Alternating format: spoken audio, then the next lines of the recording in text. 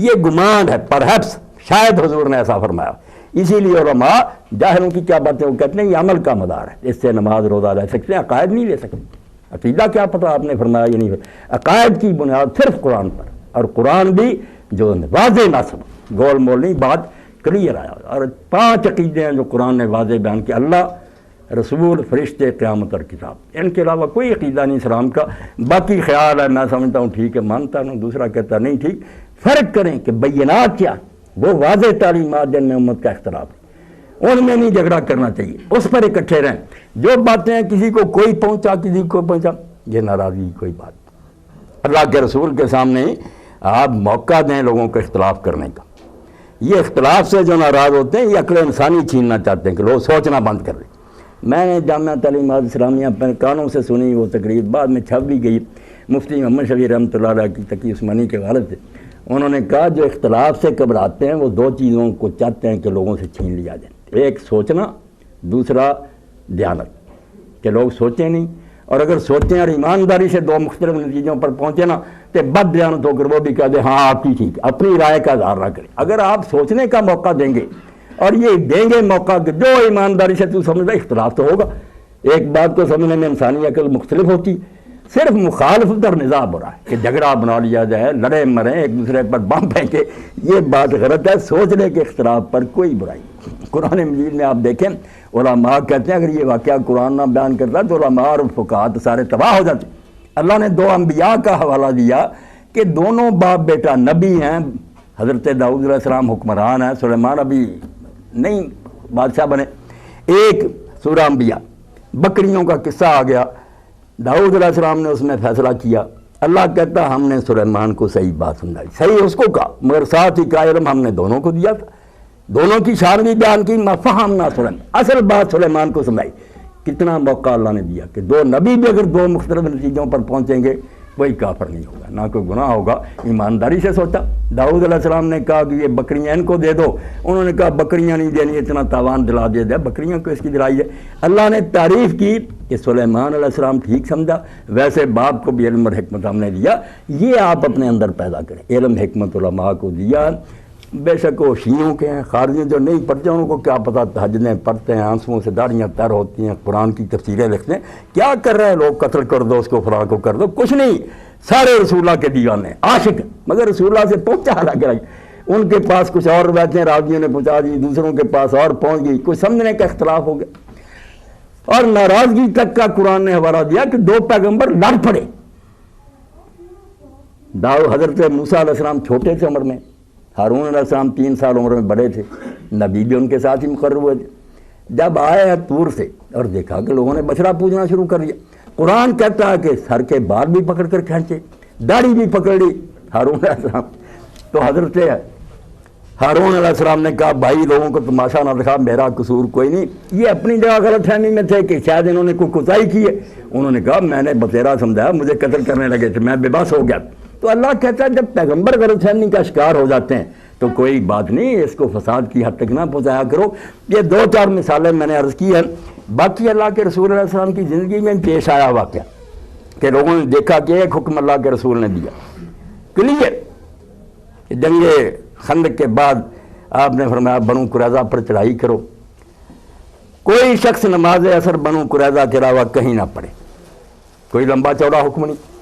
اب جب چلنے کا وقت آیا تو دیر ہو گئی، عصر کا وقت جاتا نظر آیا. صحابہ کرام 2 گروہ ہو گئے، ایمانداری سے اختلاف. ایک گروہ نے کہا حضور کا منشا تھا جلدی کرنا، مگر جلدی کے باوجود وقت جا رہا تو نماز تو وقت پر پڑھنی چاہیے، انہوں نے پڑھ لی. دوسروں نے کہا حضور نے فرمایا تھا کہ بنو قریظہ کے علاوہ نماز نہ پڑھنا، انہوں نے مغرب پڑھ لی، عصر وہاں جا کر بنو قریظہ میں پڑھی. اور جب حضور کے سامنے معاملہ آیا کہ انہوں نے یہاں آ کر پڑھی ہے، انہوں نے وہاں ہی پڑھ لی. حضور نے دونوں میں سے کسی کو برا نہیں کہا، فیصلہ میں نہیں دیا کہ کون سچا کون غلط. اس سے امام ابن حزم کہتے ہیں وہ ظاہری کہ میں وہاں ہوتا تو ان میں ہوتا جنہوں نے عصر وہاں جا کر پڑھی، میں نے لفظ پر رہنا تھا. یہ لفظ کا پیرو ہے ظاہری. دوسروں نے کہا یار ہم اماموں کے پیروں کے بات کی تہ تک پہنچنا چاہیے، جلدی کرنا منشا تھا، نماز ضرور لیٹ کرنی. اب 2 گروہ بن گئے اہل الحدیث اور اہل فقہ. وہاں سے نکلیں کہ تہ تک جانا ہے معنی کی یا لفظ پر اڑے رہنا. یہ میں نے مختصر بات آپ کے سامنے بیان کر دی.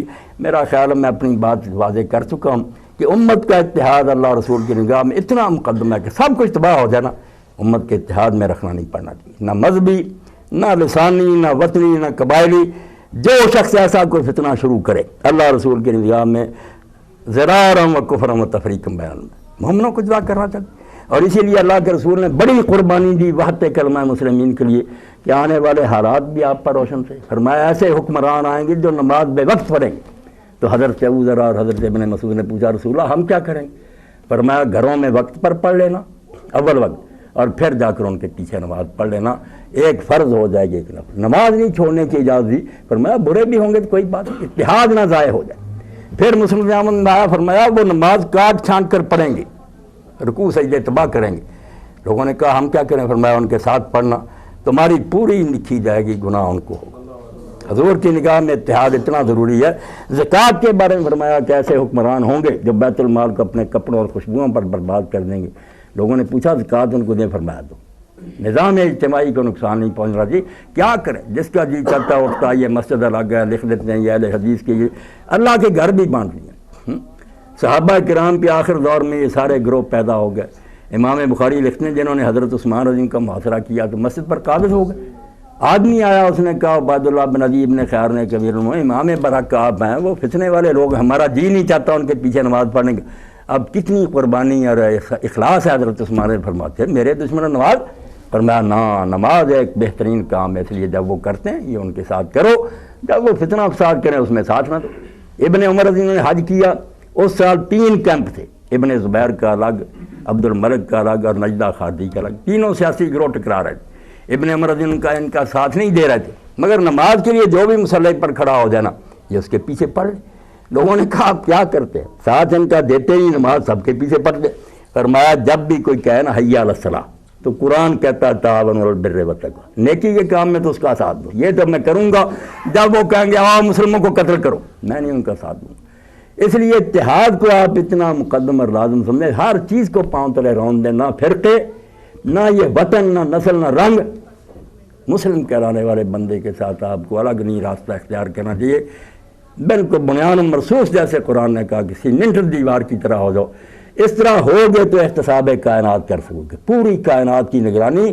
جس ملک میں خرابی ہوگی کفار کے ہوں بے شک ہمارے لشکر گھس جائیں۔ اب کیا کریں؟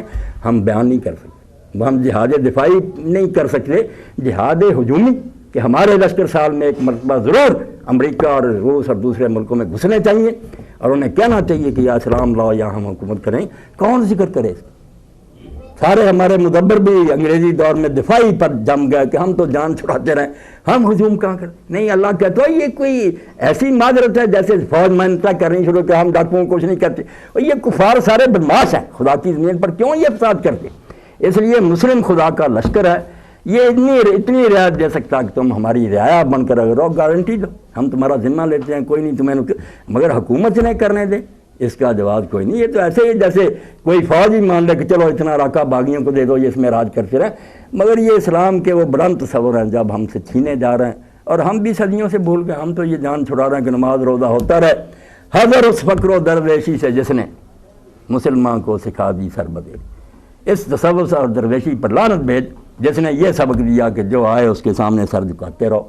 یہ اسلام نہیں تھا، اسلام وہ تھا جو کربلا میں لوگوں نے دیکھا کہ اگر کلمہ گو بھی اگر فسق کا راستہ اختیار کرتا تو اس کے مقابلہ میں امت کو اٹھنا چاہیے۔ وآخر دعوانا الحمدللہ رب العالمین، وصلی اللہ تعالی علی عبد اللہ ورسولہ خاتم النبیین سیدنا مولانا محمد وآلہ وصحبہ۔